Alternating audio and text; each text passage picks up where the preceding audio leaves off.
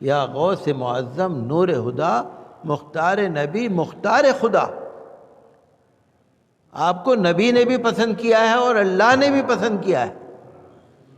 سلطان دو عالم، دونوں عالم کے آپ بادشاہ ہیں، سلطان ہیں. خالی قورمہ بریانی شربت کھلانے پلانے سے، حلوہ کھلانے سے حضرت غوث اعظم راضی نہیں ہوتے. ان کی کتابیں موجود ہیں، ان کے وعظ موجود ہیں، ان کی نصیحتیں موجود ہیں. تو حضرت غوث اعظم سیدنا شیخ عبد القادر جیلانی رحمۃ اللہ علیہ، جو بہت بڑے بزرگ گزرے ہیں، بغداد شریف میں ان کا جلوہ رہا، فیض رہا، بڑی انہوں نے کتابیں لکھی، مل جاتی ہیں آج کل، الفتح الربانی، فتوح الغیب، غنیت الطالبین، اور کتابیں ہیں مل جاتی ہیں ان کی، آپ پڑھ کے دیکھیے اس میں. تو حضرت شیخ عبد القادر جیلانی رحمۃ اللہ علیہ بے شک بہت بڑے بزرگ ہیں. ان کے والد کی طرف سے ددیال سے ان کا نسب ہے حضرت امام حسن سے، اور ننیال کی طرف سے ہے امام حسین سے. آل رسول ہیں، آل نبی ہیں، اپنے زمانے کے سب سے بڑے عالم تھے. وہ جب قرآن کی تفسیر بیان کرتے تھے تو بولتے ہی رہتے تھے، سارے عالم ایسے دیکھتے، ان کے منہ دیکھتے رہ جاتے تھے.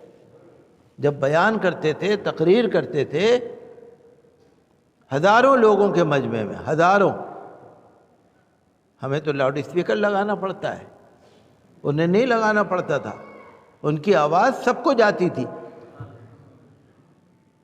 جب وہ ہزاروں کے مجمع میں بات کرتے تھے، تقریر کرتے تھے، ان کی آواز سب کو جاتی تھی. وہ آقا صلی اللہ علیہ وسلم کے لاڈلے نواسے بھی تھے اور سچے پیروکار بھی تھے اور بہت بڑے عالم بھی تھے. ہر وقت بس اللہ اللہ، رات کو نیت باندھ لی تو رات بھر نفل پڑھ رہے ہیں، قرآن شریف پڑھ رہے ہیں، عبادت کر رہے ہیں، ریاضت کر رہے ہیں، فاقہ کشی کر رہے ہیں، تھوڑا سا کھانا، تھوڑا سا پینا، اللہ اللہ میں لگے رہنا. اللہ نے ان کو وہ مقام دیا کہ دنیا دیکھ رہی ہے، اور انہوں نے ایک بھی چیز شریعت کے خلاف نہیں بتائی، ایک رائی کے دانے کے برابر بھی شریعت کے خلاف کچھ نہیں بتایا. اور آج جو ان کے ماننے والے ہیں ان کے لیے بھی ضروری ہے، ان کے لیے بھی ضروری ہے کہ اگر وہ شیخ عبد القادر جیلانی رحمۃ اللہ علیہ کو مانتے ہیں تو ان کی جیسی زندگی گزاریں، ان کے بتائے ہوئے راستے پہ چلے.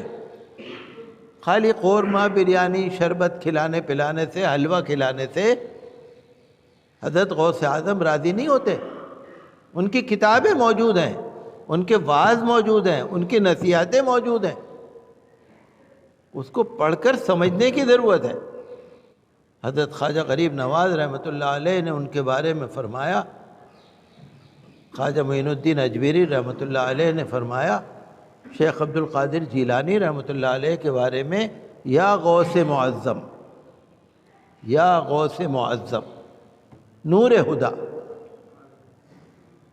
کہ اللہ نے آپ کو اتنا بڑا مقام دیا ہے کہ آپ ہر ایک کی فریاد پوری کرتے ہیں. اللہ کی ہدایت کے نور ہے، مختار نبی مختار خدا. یا غوث معظم نور ہدا مختار نبی مختار خدا. آپ کو نبی نے بھی پسند کیا ہے اور اللہ نے بھی پسند کیا ہے. سلطان دو عالم، دونوں عالم کے آپ بادشاہ ہیں، سلطان ہیں، قطب اولا. آپ کی بلندی کو کون سمجھ سکتا ہے؟ آپ کتنے اونچے درجے والے ہیں، آپ کے درجے کو کون سمجھ سکتا ہے؟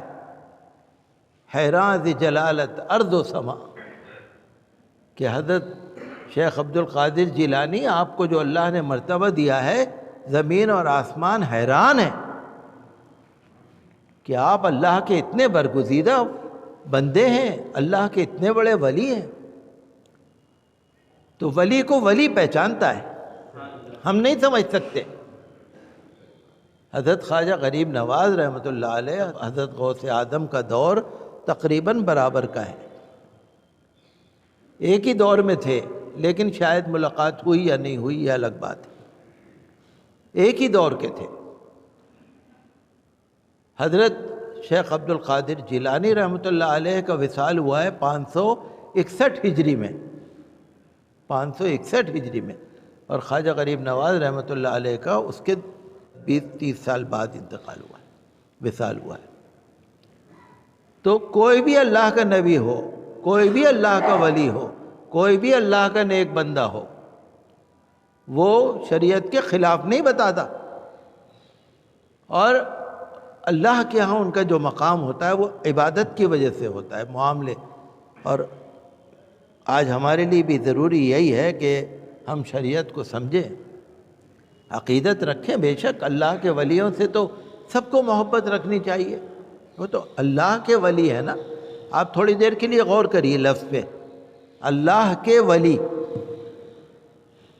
پہلے لفظ کیا آ رہا ہے؟ اللہ، اللہ کے ولی، تو ان سے کون محبت نہیں کرے گا؟ جو صحیح معنی میں، جیسے قرآن نے کہا الا ان اولیاء اللہ لا خوف علیہم ولا هم یحزنون، کہ اللہ کے ولیوں پہ نہ کوئی خوف ہے نہ کوئی غم ہے۔ اللہ کے ولیوں کا تذکرہ تو قرآن شریف میں بھی ہے، تو وہ بھی تو اللہ کے بندے ہی ہوتے ہیں، مقرب بندے ہوتے ہیں وہ۔ انہوں نے یہ تھوڑی کہا ہے مجھے مانو، انہوں نے تو یہ کہا ہے کہ اللہ کو مانو، شریعت کو مانو۔ حضرت غوث اعظم رضی اللہ عنہ کے پاس اس وقت کا خلیفہ آیا